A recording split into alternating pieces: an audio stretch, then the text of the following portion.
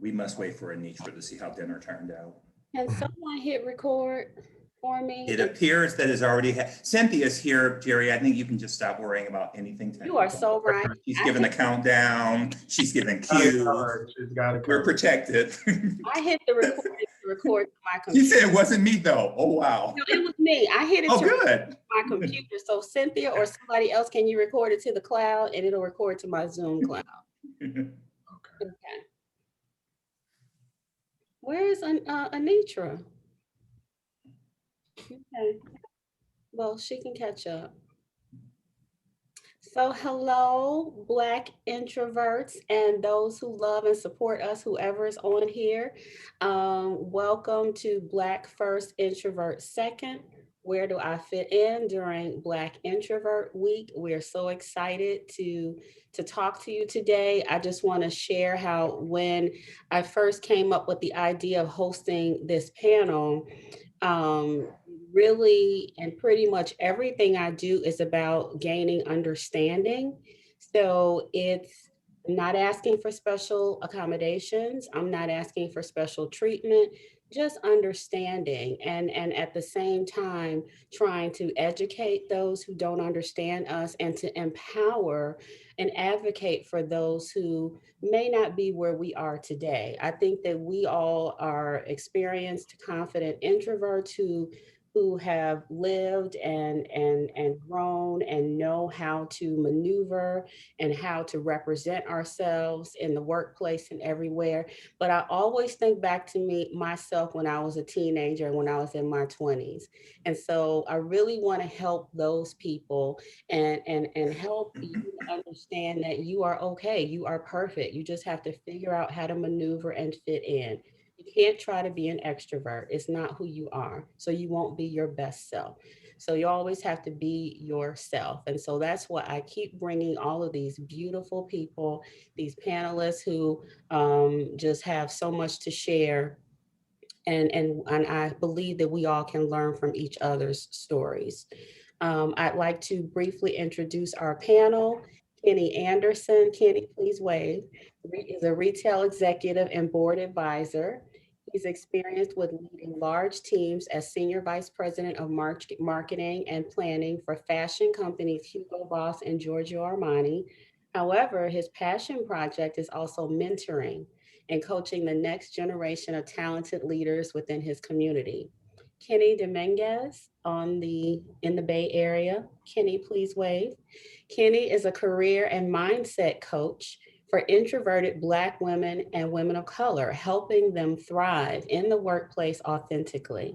She provides clarity, leadership, and practical organizational culture strategy and design for individuals and purpose-driven, people-centric companies who want to foster balanced teams and improve engagement within the workplace. Next, we have Darrious Hilmon, Pretty Boy. That's my nickname for him. Darrious has more than 25 years of experience in strategic fund development, marketing and communications, and events management. He's currently the executive director of Chicago State Foundation, where he has lead accountability for advancing the interests and welfare of Chicago State University through partnership development, stewardship of university assets, and securing financial support from individuals, corporations, and foundations. And then Ms. Christina Steed is Executive Vice President of Flowers Communications Group and host of the podcast First Over 40. She just interviewed me and released that podcast for Black History Month, so please check out First Over 40. She is also an adjunct professor at DePaul University's College of Communications. Christina is an award-winning communications pro with expertise in multicultural marketing and diversity, equity, and inclusion work, and works with some of the world's top brands. And I'm Jeri, a proud introvert on a mission to redefine the way the word introvert is used in this extrovert rewarding world. I'm a marketing executive and a doctoral student currently conducting research on introverts and how we lead and inform and influence, and the founder of the Hush Loudly podcast and brand. So the reason for this this event tonight, I was touched by a question that I received on social media. It was actually some time ago, and it was after our Black and Leading While Black and Introverted panel, where someone asked the question, why did everything have to be black and white? Why did race have to be a part of everything? Why can't it just be that you're an introvert and you share your story?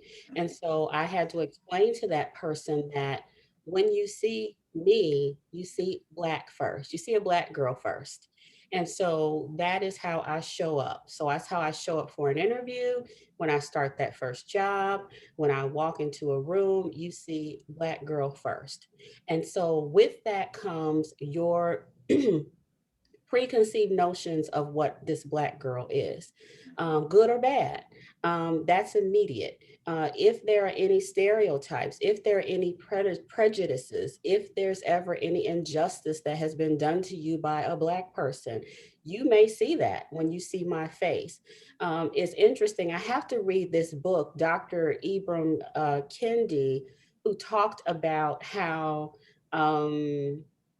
when a white person maybe steals from the supply room and is fired or whatever, that individual is not held against the entire race. It's just that one bad guy, he's fired, he's no longer here, let's move on. But when it comes to a Black person, it seems as if it's held against all of us. It seems as if that just remains there. So that just lies there. So if I got caught stealing and I was fired, and every Black person after me is kind of looked at like, is she gonna steal too? And I don't know if that's it, but I just thought that was very interesting. And so I'm bringing that into this conversation because maybe that is what people see. So like I said, they bring in all their stereotypes, they bring in all of their preconceived notions. And then on top of that, because I'm a quieter person and I'm not sharing all of my life on day one or day 90. I'm just not. Because I'm not an open book, it's hard to read me, and I'm told I look like, I don't look nice, or I've told I'm mean. I've heard that a million times that people thought I was mean. So unfortunately, it could make leadership think I'm not a team player. I don't really want to be there.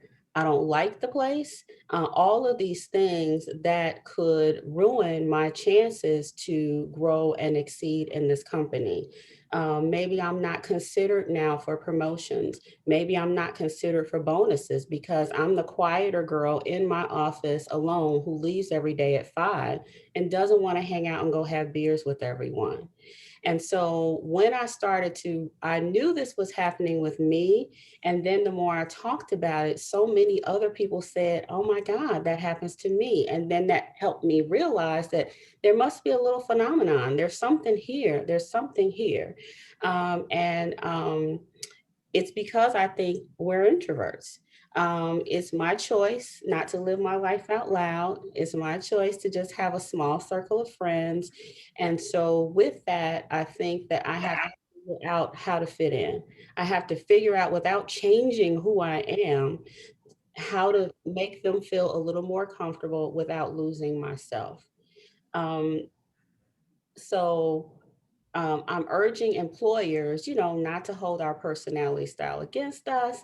Just because we're not talking nonstop doesn't mean we're not as smart as others.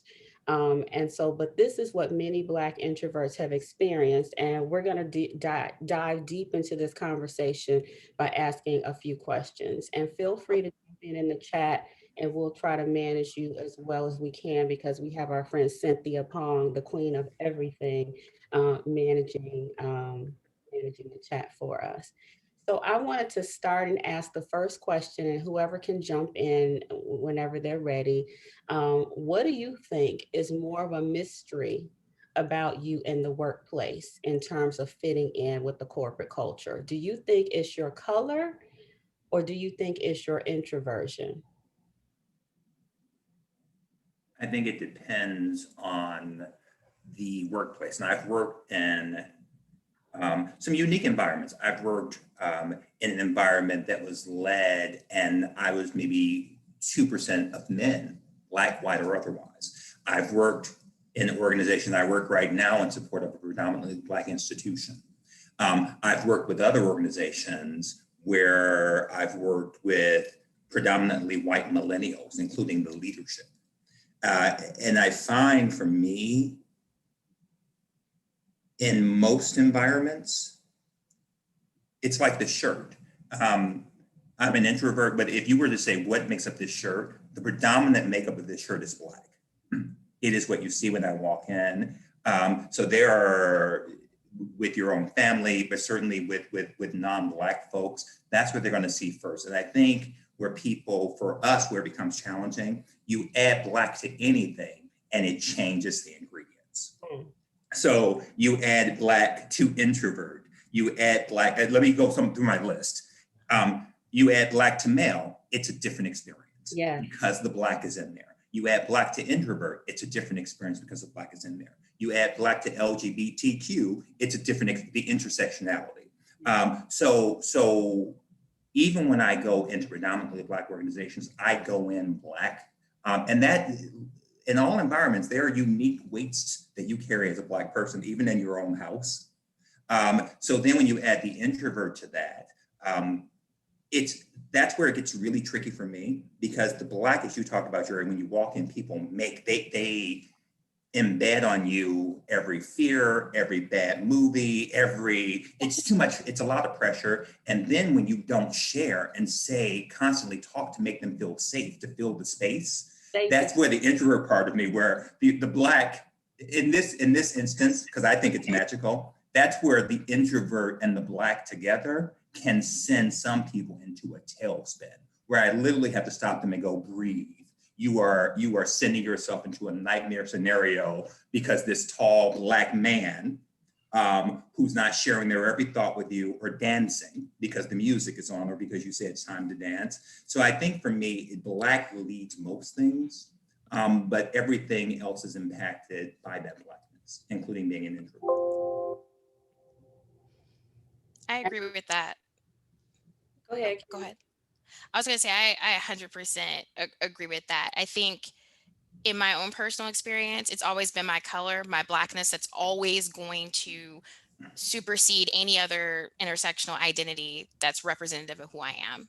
It's going to be the first thing that someone notices when I walk in the door. And then I would say it's followed by my gender. And then based on the interaction, then that's when my introversion is going to come into play. But I think the complicated part about being a Black woman who is introverted is that we have this triple-barreled experience, right? Because we have race, gender, and then we have our cognitive type that is confusing everybody, right? Because we're showing up completely differently than what they're expecting. And when we don't match that experience, it's like, wait a minute, I don't know what to do with this person. I don't know how to place you.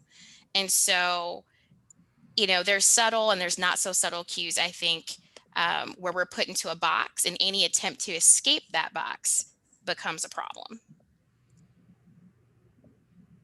Thank you. Yeah, I love, Darrious, the word you use, safe. I keep talking about making others feel comfortable, but I think you hit it. It's safe. It's because of their fears. So that's another word that I think is instrumental in this conversation. What's interesting? I love talking to this group. Oh, when you're with your tribe and you can have these conversations and feel like you're being heard and seen. But Keni, you hit the nail on the head as well. But here's what I'm coming to at 52. So what I felt being this combination of things at 20 is different than 30, and certainly different at 52. So what I would say to those younger folks, there is always, when you're sharing space in the world, there's always some adjustments because you're sharing space with others. Wherever there are humans, there are negotiations. Where you never want to get to is where you are compromising the core of who you are. I've done it.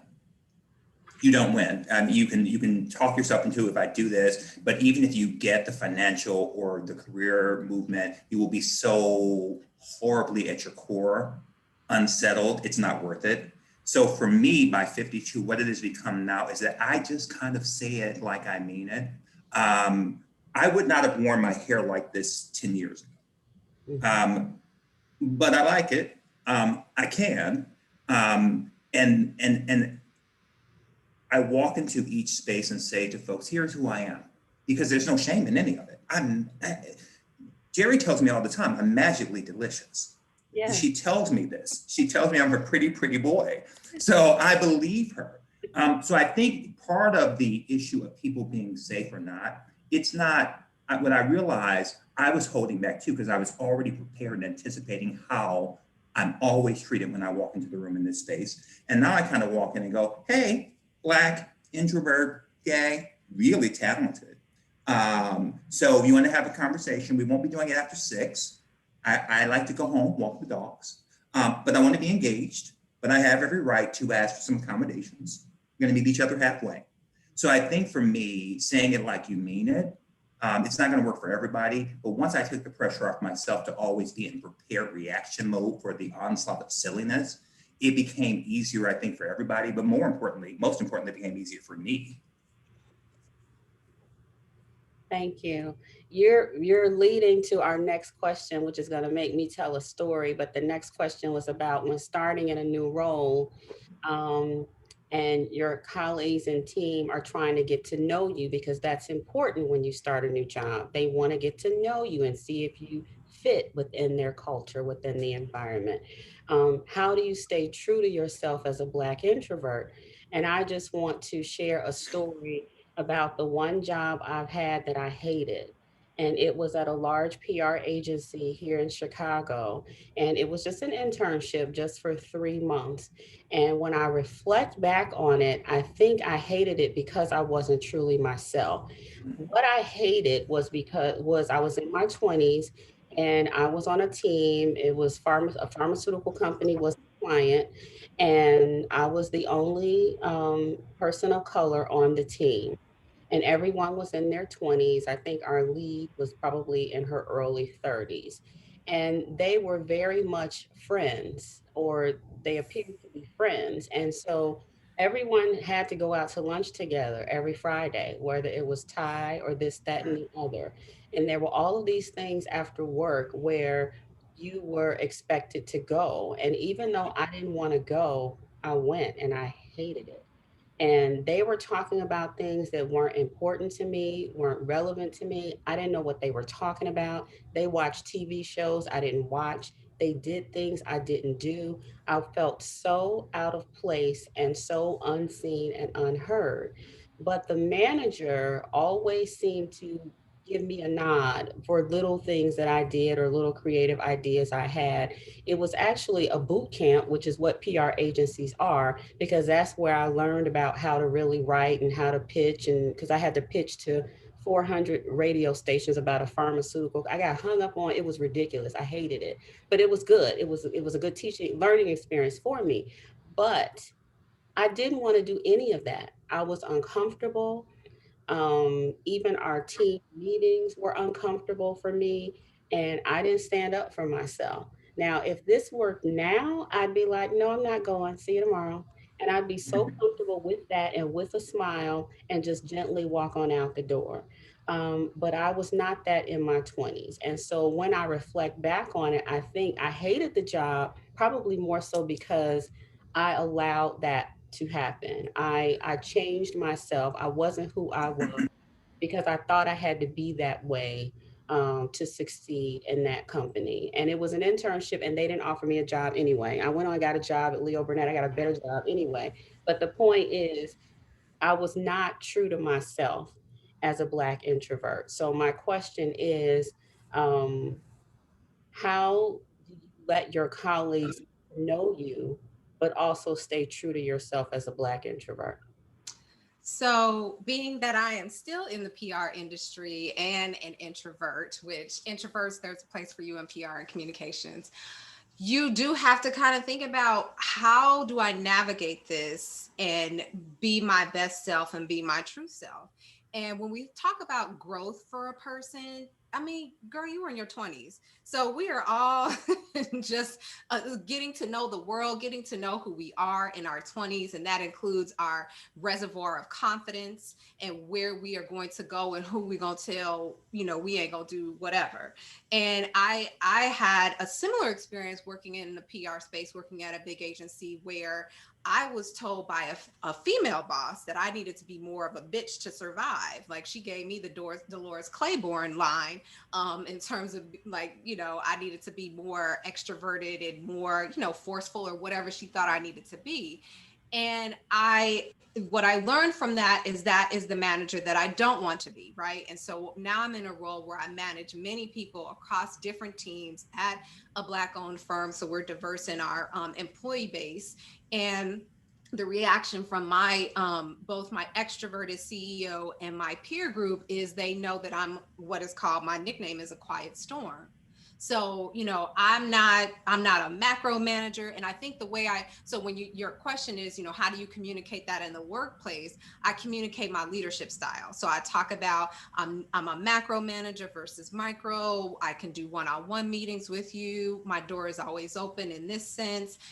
I will, do some social things, but I'll go to place number 1, but I'm not going to place number 2 and 3, because it gets crazy at place number 2 and 3. So I think it's communicating your leadership style, your work style, the way you collaborate with people, the way you communicate with people. Is it email? Is it phone? Is it text? What does it look like? So you are helping to set the stage for how people can interact with you.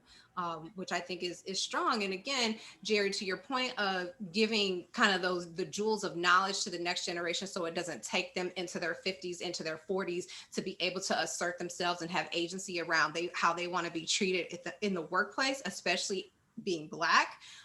Like, this is the reason, like, we're trying to, share that knowledge. And jumping back to the point around race and the need to make others feel safe, it is also about our safety and what we may need to project, I'm a Gen Xer, so how we were taught we had to represent the race, how if you have a certain level of education, you're part of this talented 10th. So the burden is on you when you're in those white spaces. You better, be the best representation of Black that you can be, right?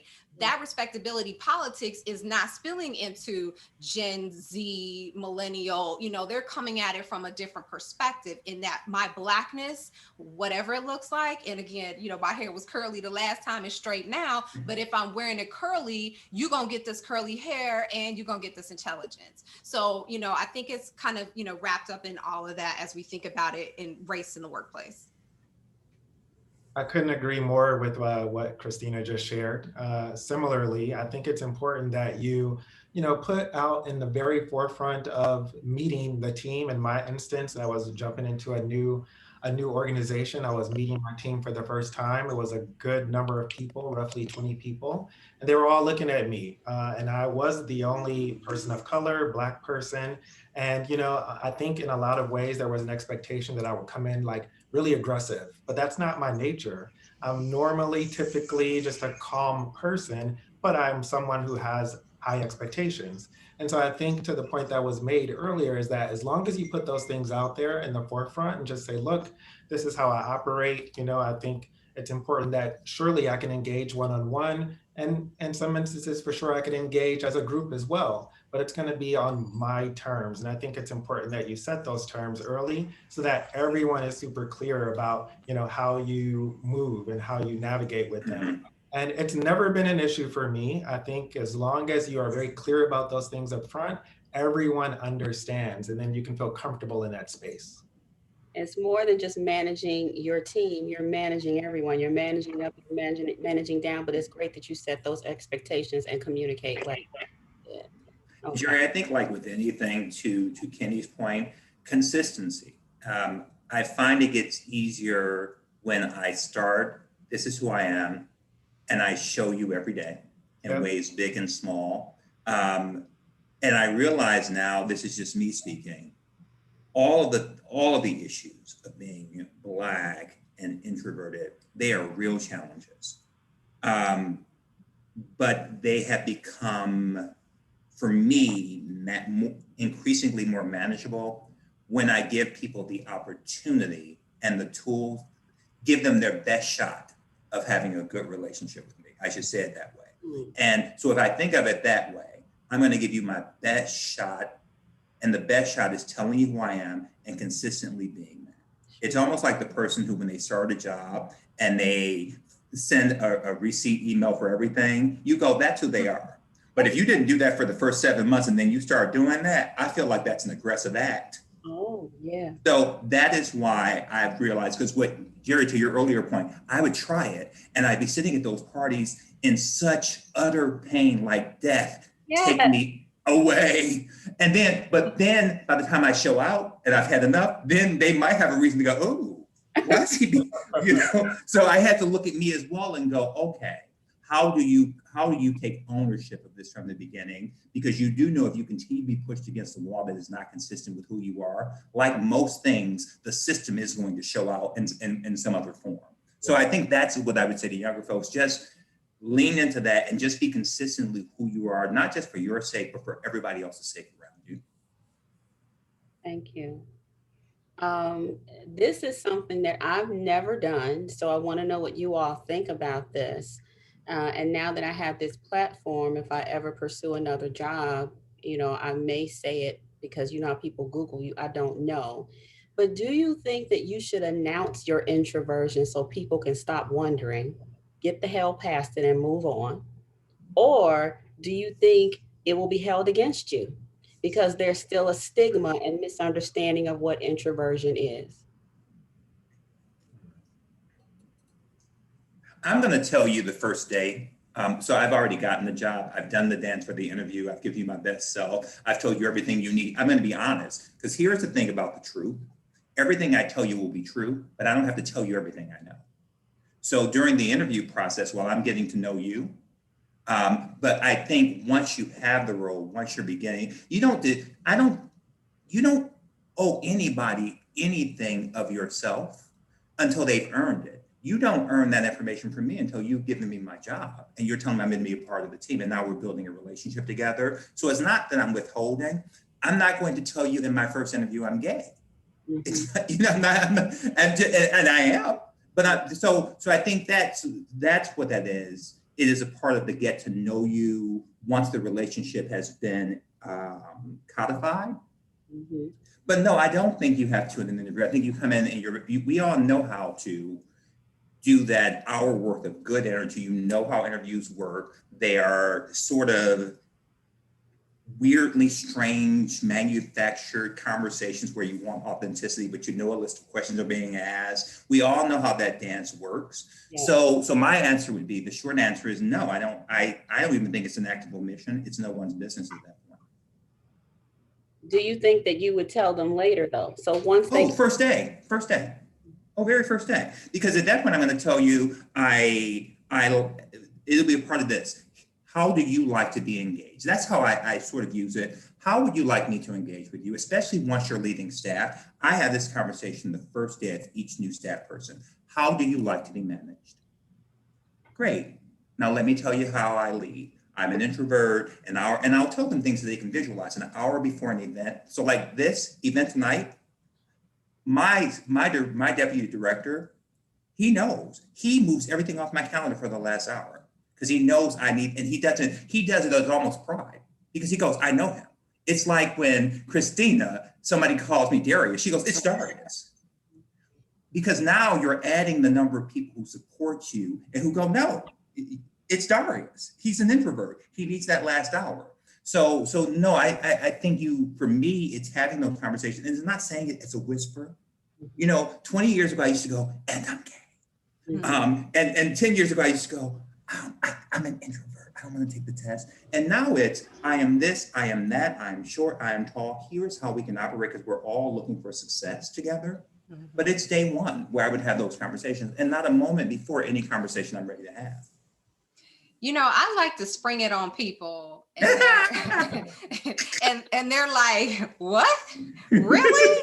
But, Oh, I just thought you were mean or stuck up. Like, That's no, fine. girl, I'm an introvert. Okay.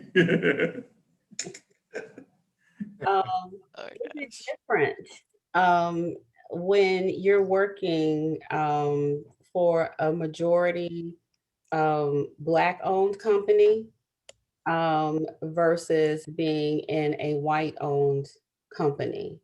Do you still have to be a chameleon to sort of fit in when you're the majority, or is it just when you are the minority? And I just have to say, like, I've worked for a couple of Black-owned companies, and I still get it. But it's funny how people will ask me, I think it's more on a personal thing. So after they say, "Where do you live?" So I'll say South Shore. And then they ask, "Am I married? Do I have kids?" And when I say no to all of that, I feel like so they can't get in. They can't figure out how to get in. Okay, like, well, she don't have kids, so what are we gonna talk about?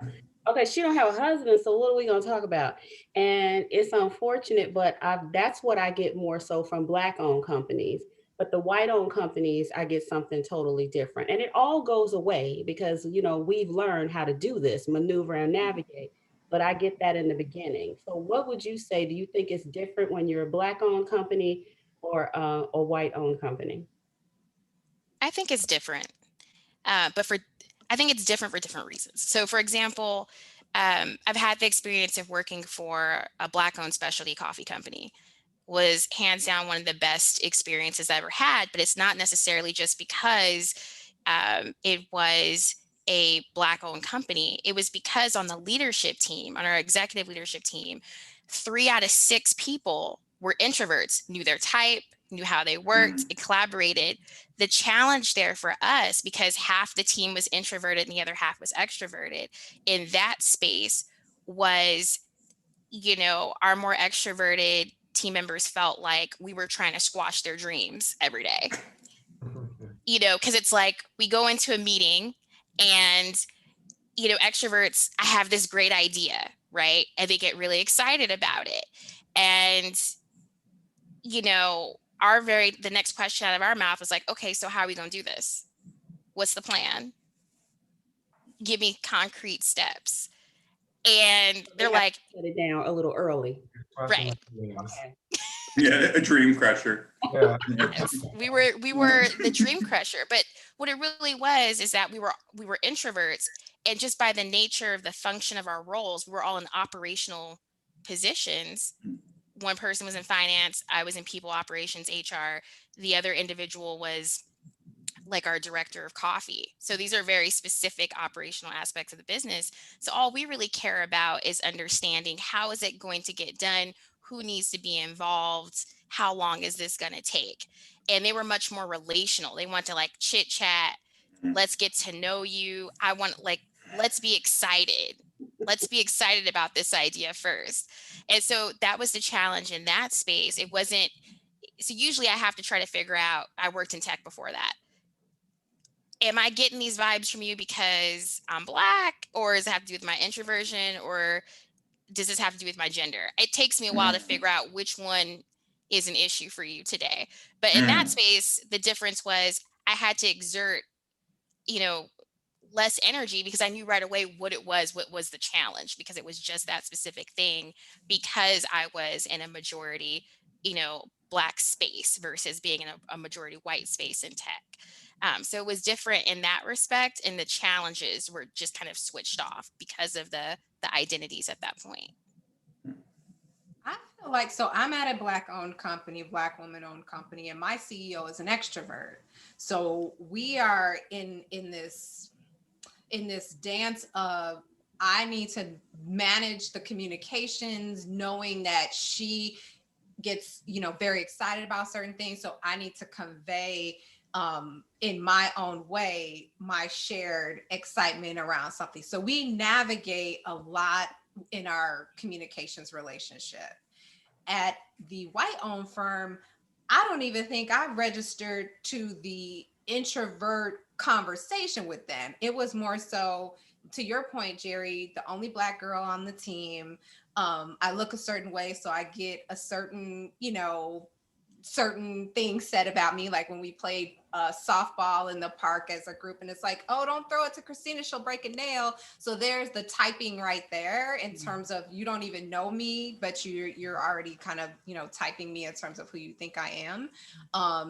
And then the excitement level and engagement level were kind of the struggles within the white-owned firm. And honestly, the drinking, like the socializing, and especially in the 20s, like this is the culture in agency life. Like we drink, they bring the booze cart in on Fridays and it's get lit in the office. So, that was interesting to navigate, and just thinking through the differences. I don't even think the introversion was on their radar at the white-owned firm versus where I'm at now. I think people understand my leadership style through that lens. They may not get the whole of introversion, or they'll say you're not shy. So because you speak and you do presentations and everything. So there's still like the learning curve for a lot of people in terms of what introversion even is. For me, this is a very interesting question because I have only worked in predominantly white organizations, large organizations. So I've always had to carry that, let's say, that burden of sorts of being someone of color individually, beside, standing out across the group in the minority, so to speak, and always having to think about making sure that I was being an example to prepare for the next person that would come up behind me. And that's been throughout my entire career. All the way up until now. So right now, what I feel great about is the fact that as there is more recognition, and also as there is more attention on people of color and minorities in organizations, there seems to be a slight sigh of relief of being able to actually be more of your authentic self, which I think is really key and also really important. I would love to work for a majority Black organization. It just hasn't happened yet, but I would welcome the opportunity to do that so that I wouldn't have to feel so much of that purpose of having to be the one to carve the path out for someone behind me. Yeah, it's a lot of pressure. It's funny that that you just said that the organization I worked for just prior to Chicago State Foundation was a predominantly white-led organization. And I remember here in Chicago, Chicago State is on the far south side. Mm. And so I get off the freeway, it's a 12.5-minute drive. And as I'm getting off the freeway, for those in Chicago, at 95th Street, my first day, I still remember it. I didn't even know what to expect. And I literally let out a sigh and heard myself say over my music, "Oh, I'm home." Because to yours and Kenny's point, to Kenny and Kenny's point, at least I knew if there were issues, there was at least one thing I could check off the list. It wasn't going to be that fight. Right. So there is, now listen, when you're dealing with family, I think when you're dealing with, which is why I think diversity in the space is so important, when you're dealing with a predominant influence where there's one influence. I've worked for Girl Scouts.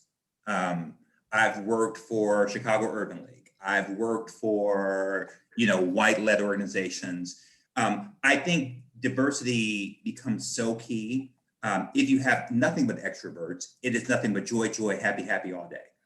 Again, as much as I love us, if we have just us, we would all be talking to each other maybe twice a week. There'd be no parties. So the balance for me, and but again, I keep saying to myself, I play an important role. It's important for me to play my tune, leave space for others to play their tune. But I find that there's the part of me that go, "Oh, if I just work with introverts all day, if I could just work with all Black people, if I could just do this." And then I catch myself sometimes going, careful what you wish for.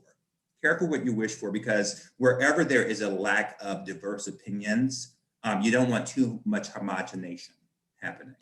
But I will say we're not a monolith. So you do get diversity at Black-owned companies, Black-owned firms. Yeah. You can go ahead and eat your watermelon and fried chicken in the lunchroom and not fear it. So, I'm gonna just yes. Good. Or your sushi and not fear it. There you go. Okay, thank you, everybody. So back to work. How do you let your colleagues, which we've been kind of jumping around this, an employer get to know you? So as an introvert, and we're all more on the private side, I think, and more discerning with the number of people that we decide to befriend at work and blah, blah, blah. How do you let your colleagues and your employer get to know you if you don't live your life out loud like others do? And do you share your weekend trips and your family and your personal stuff? And is that okay? I think it's up to the individual and like their circumstances and their work culture. But yes, I think it's good to let people see you as a full human being with boundaries. With boundaries. Like share what makes sense to you. Like for example, I love to travel, or at least I did. So I like to share that information about trips to an extent. But I also did that because I wanted to let people know in the office that Black people do travel, Mm. that we travel internationally, that we're getting around the globe, that we were making our way. So I thought that was something important that was pertinent to share.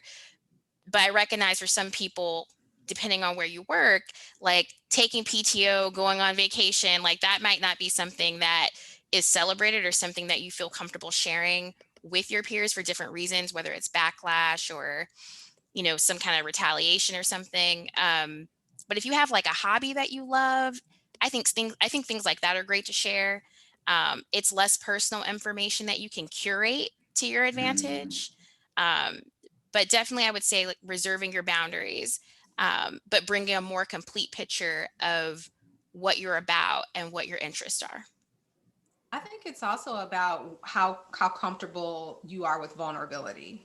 And so you're talking about travel. There's the other personal things that might be affecting you, that you are trying to have this strong persona, or this come into the office and nothing is you don't want to share, but your father just died, and so you're like I need some time, I need to figure this out, and just letting someone who you trust in a little bit so you can function and be supported in that way, just brings, I think, less of a stress and less of a burden on your shoulders. So, I think it really depends on kind of your level of vulnerability.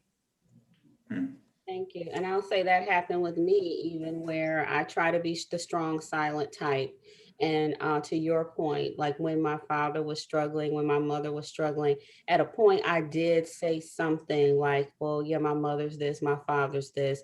And then that gave me a little grace. It gave a little something, a little, without me saying too much. Because I knew you don't need to know all my business, where my mama's at, you don't need to know all of that, but just a little. And then to Kenny's point, something interesting happened with me with an employer where I stopped sharing. So same thing, I'm a big traveler, big international trips, and even little trips to California and this and that. And I had a boss one time who said to me when I was going to Nice or going somewhere, and she was like, I must pay you too much. Okay, so at that point, I knew, and so she did not travel. So whenever she talked about traveling, it was to Las Vegas or it was to a conference, and that was it. She had never left the country.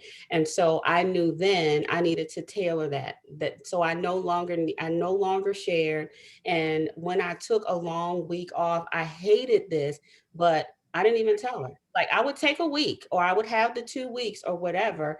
And then I'd say just taking some time off. And it shouldn't have to be that way, but that is how I was made to feel after that comment. And I didn't want any more of those comments, or for my salary to be reflected in my salary and I not get a bonus or not get a raise because she thinks I'm paid. And obviously that was her problem, not mine. But I had to manage that because I didn't like how that felt. So just that's my point on that. Anybody else on letting employers in your business? I share now, and Christina, your point is interesting, because I think the more comfort I got in my own skin, the easier it was to say it. And then to Kenny's earlier point, still have boundaries.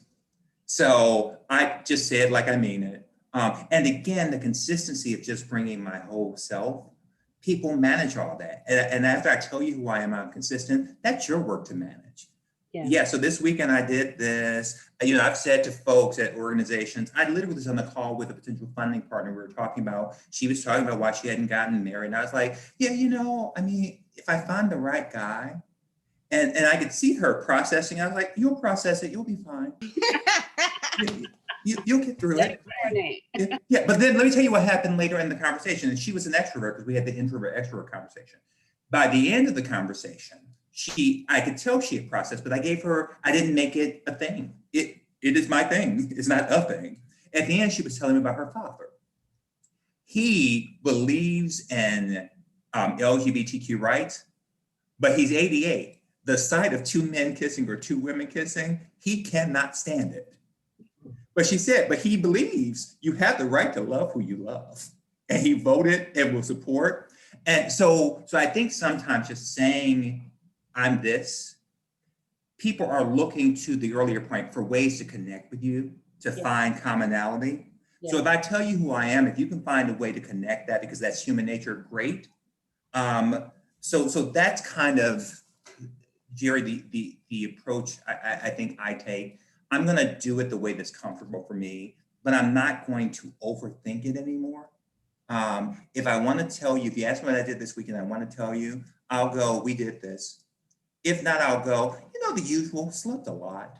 And then I'll keep it moving. Yeah, agreed. I mean, particularly when it comes to sharing, I think the key point is with boundaries.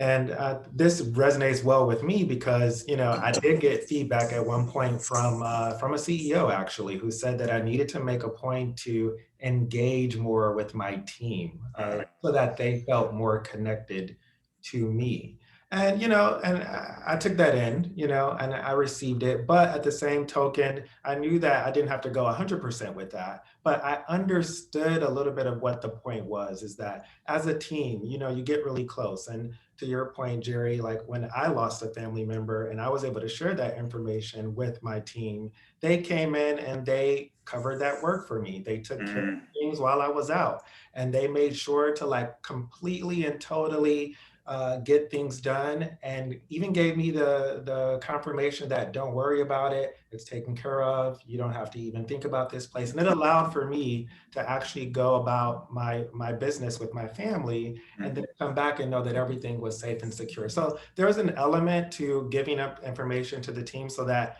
they know that you're in it with them, but you do not have to give them everything. Thank you.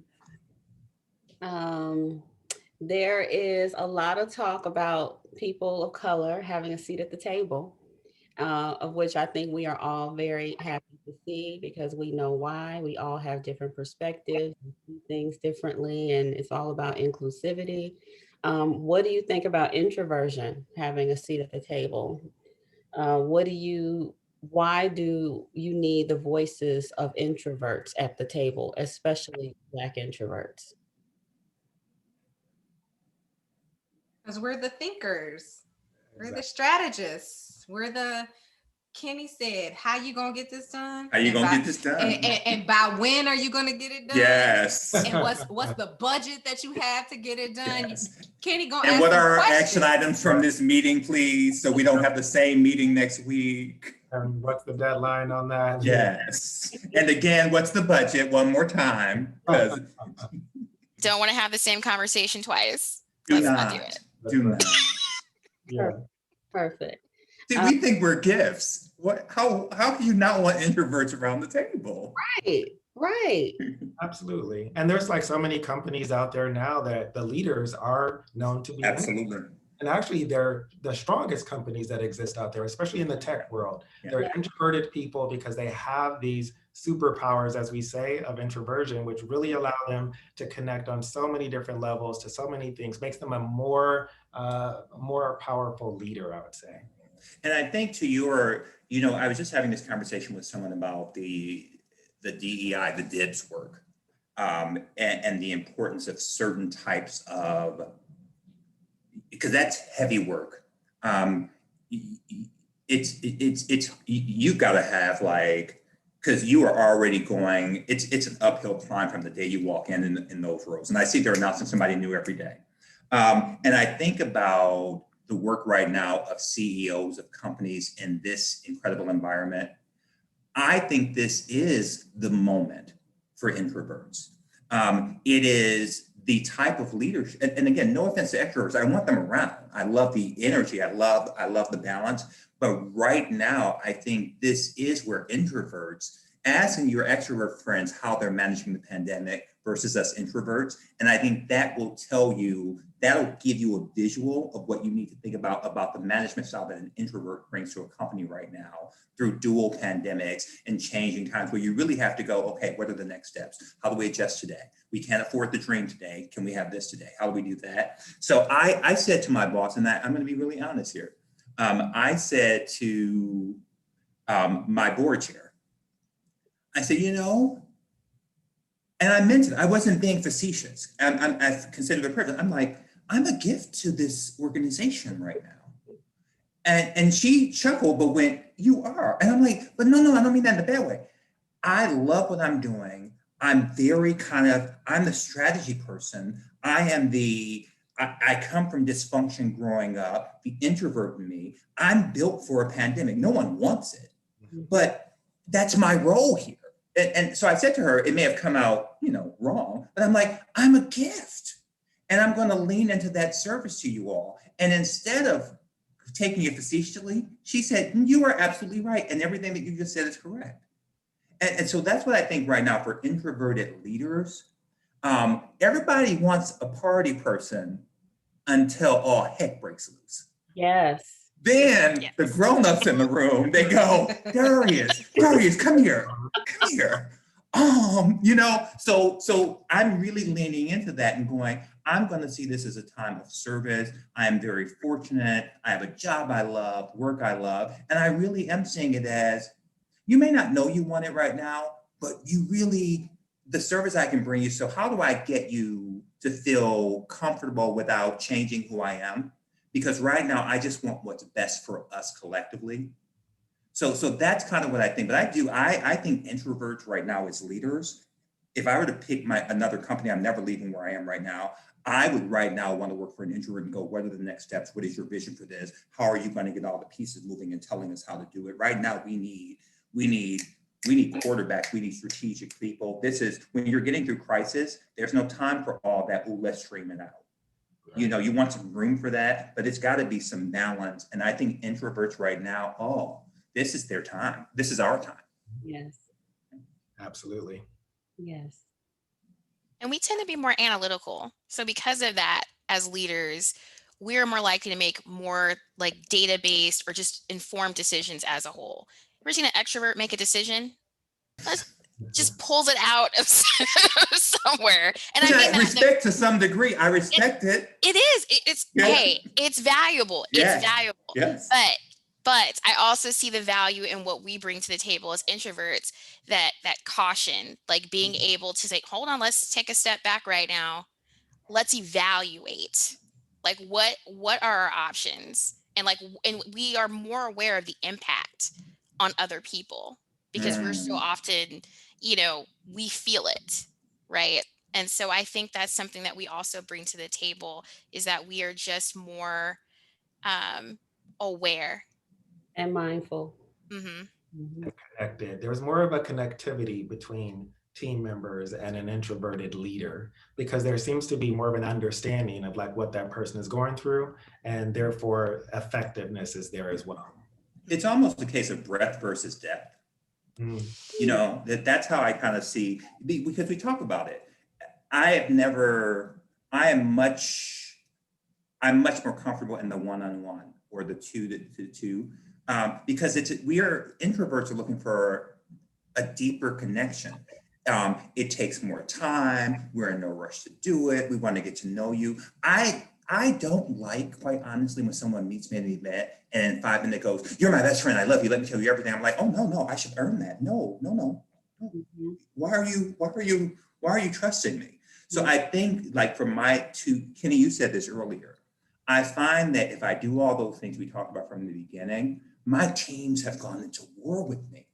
Mhm. They go and because they know when I say it, it's thoughtful. They know I'm an empath. While I may not always be lovely and kind, they know that I am going to, the introvert in me will not allow me not to care about others and how something's impacting others and the accountability of being a leader.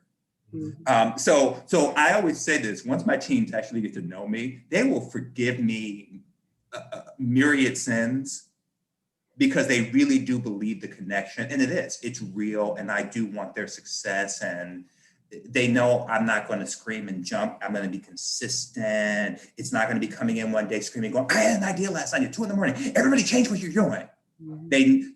And think about that. As an employee, you want that. And right now, more than ever, the consistency, the calm, the science-based Yeah. work of an introverted leader. Oh, Yep. But I will share, and on the last panel, someone brought up the question around how do you manage against perfection and being, beholden to things being a certain way that it derails your progress to getting things done because you're so in the details and making sure the analysis is perfect and the data is perfect. Yes. And so I think that's something that it continues to be a struggle for me personally as an introvert in terms of sharing my work with the world.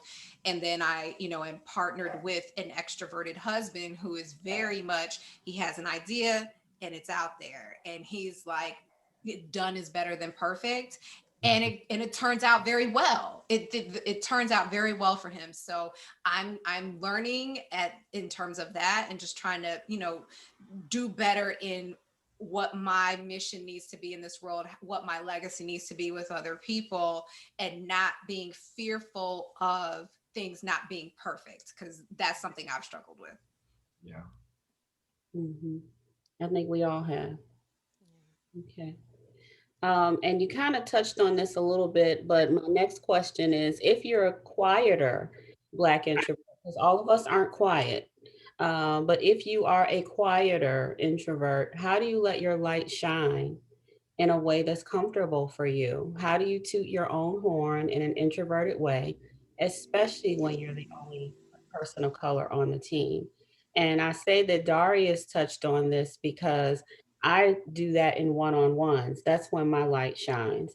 And then in writing, I can really come together with the messaging, the campaign idea, whatever, really well.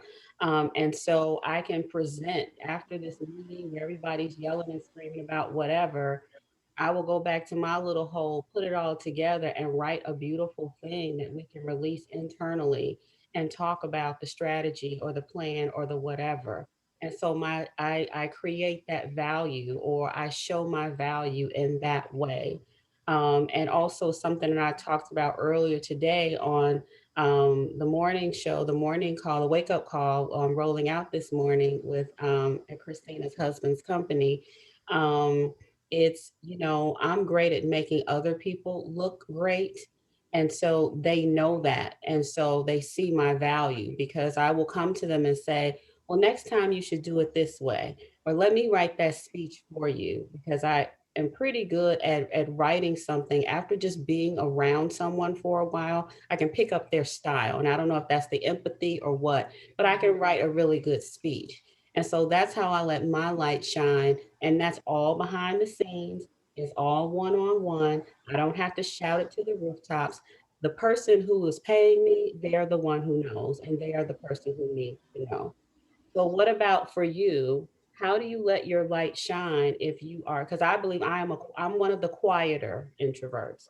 So how do you have any other suggestions on how we should let our light shine? For me, I think it's interesting you touched on it a little bit, but I actually get great joy and a great feeling of accomplishment when I see others around me have actually met their goals, met the accomplishments that they've targeted, or as a team, as a group, that we've set out a certain goal and we hit it together and they feel really, really good about it. And that's actually like how I feel really good, because as a leader of those particular individuals, or as a team, we've made something, we put a plan together, we executed it perfectly, we met all of those guidelines, we hit the budget, to Kenny's point, and so there was no issues there. And so those moments for me are like when I'm like, I can pat myself on the back because I was a part of something bigger than myself. Mhm. Don't sleep on those one-on-ones. Yeah. And in the power of documentation. You know, one of the best pieces of advice I ever received from someone was, don't save your accomplishments for your annual performance review summary. Mm-hmm. Because if you wait till the end of the year, it's already too late, right? And so the idea that you should be meeting up with your manager one-on-one consistently, like getting on their calendar, finding space. And if you can, like finding time where they're not in like back-to-back meetings so that you can have their full attention. Using that time, preparing an agenda in advance and sharing it with them and saying, hey, these are the topics I want to focus on this week. And even if there's something tangible that you can send them in advance, like if there's something that you want to share that you've worked on, so they have had time to maybe take a look at it, to give you some feedback, and so that they're more familiar with what you're going to talk about or discuss. That's always been super helpful for me. But you should be sharing throughout the year what you've been up to, and in documenting it so that your manager, when it's time for that review, for that magical review, that they can recall concrete examples of what it was that you did. And that they have an opportunity to consider you for other things that may come up during the year, whether that's promotions or, special projects that you can work on, things that will help you with your career mobility. And I actually have a quick story that I want to share. I was in my 20s and I was working for Dell, and I had, I've been running one-on-ones for a long time. It's one of the first things that my father told me. He's like, okay, out of college, he's like, make sure that you start setting up meetings with your managers so that they know what you're up to. And so I actually was able to travel to Bangalore to work on a special project in my 20s because I had shared with my director at the time that I love to travel. And I had shared with them that I wanted to work on a migration project. And because we were meeting so consistently, he was able to put those two things together. And then based on the feedback he had received from other peers of mine that was great to work with, he was like, you know what? I think I'm going to consider Keni for this role. And so he sent me to Bangalore. I thought it was a joke. And he was like, no, we're really going to send you. I'm like, okay. So the power of one-on-ones, if you utilize them correctly, are immensely useful and can really help move the needle in your career. And I would say for even bigger meetings, to just follow up on the power of one-on-ones, when you're in a bigger meeting, let's say you're assembled to solve a problem or think through a situation. Listen to you do this already as an introvert, you listen to all the sides, you listen to all the perspectives, and then you give your voice after you've heard everything, and your voice is kind of like either the last thing or the next to last thing that is heard, so that as you do this more often, people will look to you for, what is that concluding statement? What is that, kind of takeaway thing? I do that all the time. And it's funny because now people turn to me and like, okay, Christina, so what do you think? What is your perspective? Because we know you sit here just listening to us go back and forth. And I come with, the recommendation based on all that I've weighed. And, I think it's a good strategy and a good approach in terms of shining a light, because then you become that go-to person for XYZ. Love that. Keni, were you going to say something? Keni Anderson? No, I was agreeing. I think that was a great point by Christina. Okay. Thanks, Keni. Yeah. If you are the only Black person on your team and an introvert, does it feel like you have to prove yourself more than others? Yes. Yes, all the time. And I think about the show Scandal, and I can't, when her dad said to her, you know, when you're Black, you have to work 3 times as hard or twice as hard or something like that. And that resonated with me when he said that. But I feel like that is the same way with being introverted. It's like you just have to show or give more effort to show your value in a way that makes others really see you, because I think sometimes they don't see us. So it is what it is. I don't know if we have an answer to that, but it seems like we all are kind of in agreement. Do we have a solution for that? Or I don't know what else to say about that. I think there's some shifting going on, as I was talking about earlier, with like the new generation of the workforce, where they are not beholden necessarily to respectability politics and what they want you to think about them. So there's a bit of shifting, but when you work in the corporate environment, there are games to be played. And I always say, learn the rules of the game so you can break them. So yeah, I think we're a couple years off from from it not being an issue, but we're getting there.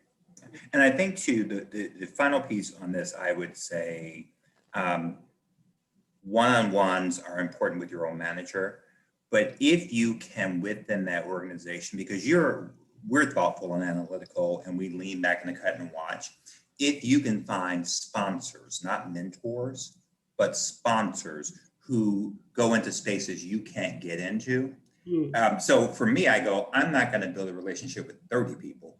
I'm going to work to build that relationship with my direct supervisor and a sponsor. Sometimes that sponsor has been the CEO or an organization. Sometimes it's been, so now I've got 2 people, one directly in control of my trajectory, and another one usually an influencer within the organization, or someone who says it like they mean it, or someone I want to learn something from, who you can tell when you first get there, somebody will look at you when you say that one thing and they go. And I go, can we get together, have coffee? Because they're going to be the ones, you want somebody who's going to say your name when you're not in the room, or say your name when you're in the room and you're in no mood to talk. So that's why I would say one-on-ones, and in those companies, especially larger companies, find you a sponsor as well. Have them tag team it on your behalf. Love that. Thank you. So we have answered pretty much most of our questions. We have a couple of minutes left. Cynthia, is there anything in the chat that does anyone sees that we can answer for? I actually see a couple questions, Jeri. Do you want me to read them? Yeah. So the first question is curious on gender play on question around management style of introvert. Example, Keni sets the tone up front and it was well received. However, if Christina sets that same tone out front, viewed as, quote, mean Black woman. Thoughts?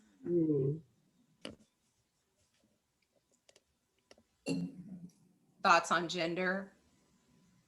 I think it is different from a man and a woman. I don't, you know, I don't have an answer to that, but I definitely think, you know, there is that stereotype of the angry Black woman. And I think that when we kind of talked a little earlier about how we are perceived when we walk in the door, and people are using their long-term memory and their experiences and stereotypes and what they see on TV as the Black woman.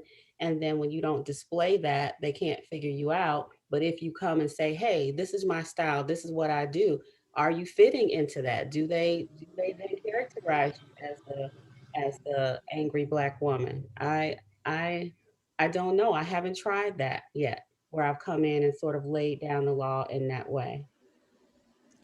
What about you, Christina or Keni Dominguez? Keni? I was just gonna say, it's hard work managing other people's feelings. Oh. We shouldn't have to. And scene. There you go. Hey, I mean, my only thing is, if you're in an environment where you are being true to yourself, you've shared your working style, and it becomes toxic for you, you don't have to stay there. Now, I did that, but I had a mortgage to pay. So, but I learned again, this is not the manager I want to be. I don't want to be this manager. And so it's a learning for sure. The next question is, I work in an advertising agency and I've gotten feedback from managers similar to Christina that I needed to go to bitch boot camp or that I should be the loudest voice in the room. How do you balance your introverted nature with the perceived view of who you should be in that role and not have it affect your confidence? So kind of along the similar lines. How can we coach this person, y'all? I think kind of I want to say your work product, what you produce, what the value that you show, you have to let that speak for itself. And maybe that'll tone that down or push them off of you. I don't know. It's kind of like, other people can't teach you how to manage and how to lead. You manage and lead the way that works best for you. And when you show that your team is producing and meeting goals and meeting the vision and the mission, then maybe that would make those naysayers quiet down. Because again, we have to go back to remaining authentic to who we are. If we turn into something else, it's not going to be good for us or for the team because we're not being who we really are and sharing our gifts and and all that's inside of us. No, I agree. Oh, go ahead, Christina. Go ahead, Keni. Go ahead. The only thing I was going to say is I think it's important to remember people who say things like you need to go to bitch boot camp or that should be the loudest voice in the room. That's the reality for them. That doesn't have to be your reality. That doesn't have to be your truth. You manage the way that feels comfortable to you and what is most aligned with who you are, and you let your natural innate strength shine. Don't focus on this advice that other people may have given you where they say you've got to match this or you got to be this or you need to emulate that. Just do you and go out there and produce the best quality work that you can and manage your teams the way that you need to, not just the way you need to manage, but the way that they need you to manage them. Agree. And at some point, Christina, I can just jump in. Sometimes ultimately, which is why at some point we all try to get enough FU money in the bank, because sometimes despite your best efforts, and again, I'm sitting here now at 52, but there were jobs in my 20s I had to just suck it up and get those loans paid off. But you learn lessons, you take notes, but you're always planning for your next move. And then you will get to the point where you can look at that boss who says you need to be in this boot camp and go, I'm not sure I agree with that. Here is how I feel like I'm being productive. That'll come when it comes.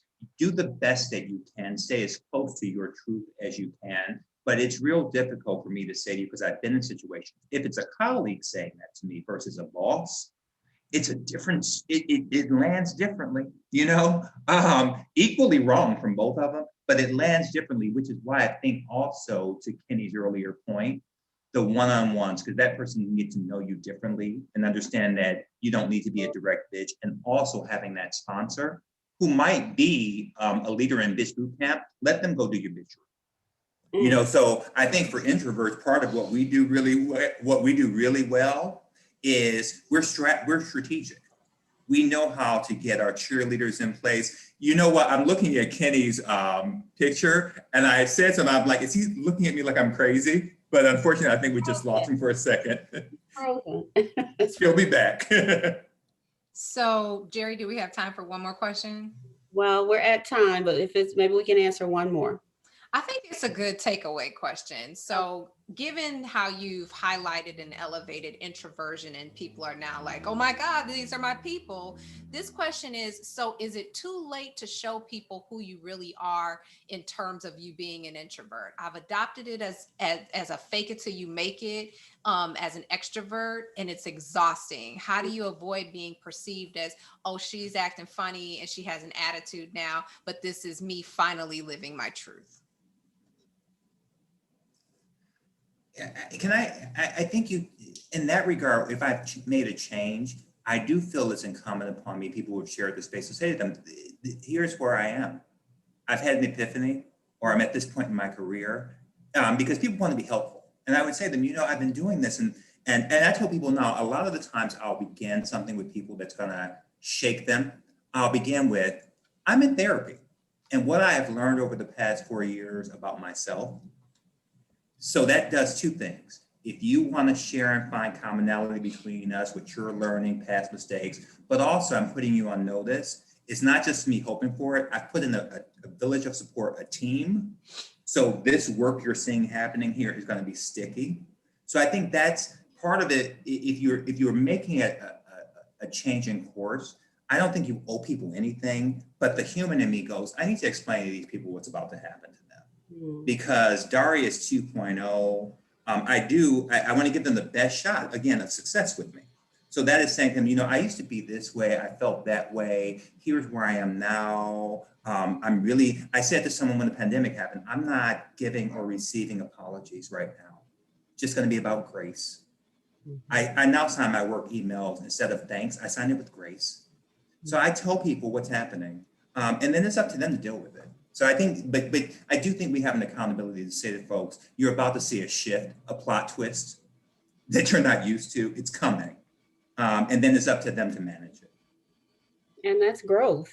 I mean, you know, we're learning, we're growing, and maybe how I was in September 2018, I'm different now. And so I am here, I am capable, I am intelligent.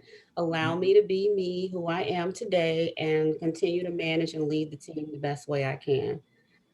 So thank you. That was a great final question. Thank you, everyone, the panelists, for this enlightening, fun conversation. And I think one of the takeaways is us being authentically knowing who we are. If it ain't the right fit, get to stepping, look for something else. You owe that to yourself. You owe that to yourself. Thank you for joining us during our first Black Introvert Week. Be sure to use hashtag Black Introvert Week when you're talking about or posting anything this week. And check out hushloudly.com/Black Introvert Week to see the schedule of other events happening this week. Thank you, everyone, for joining us, and we'll see you again soon.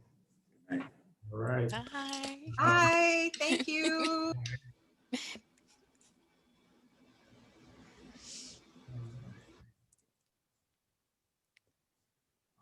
Okay. I guess we can log off. Thank you all. You were amazing.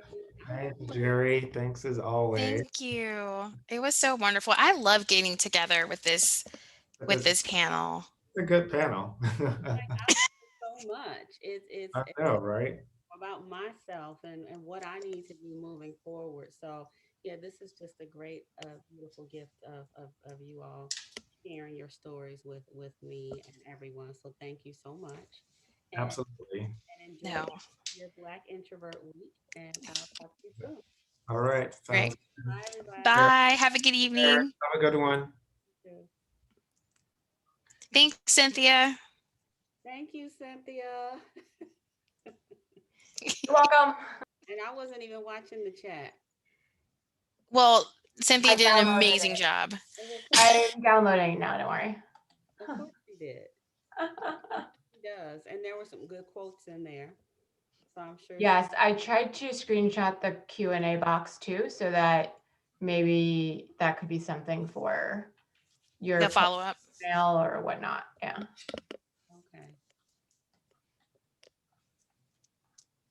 Oh, we're getting thank yous. Thank you, everybody. We see Thanks, you. Jeri. Good job. Thank you. We Yeah. see you. We hear you. We get it. Awesome. All right. I'll talk to you all later. Bye. Thanks, Kenny.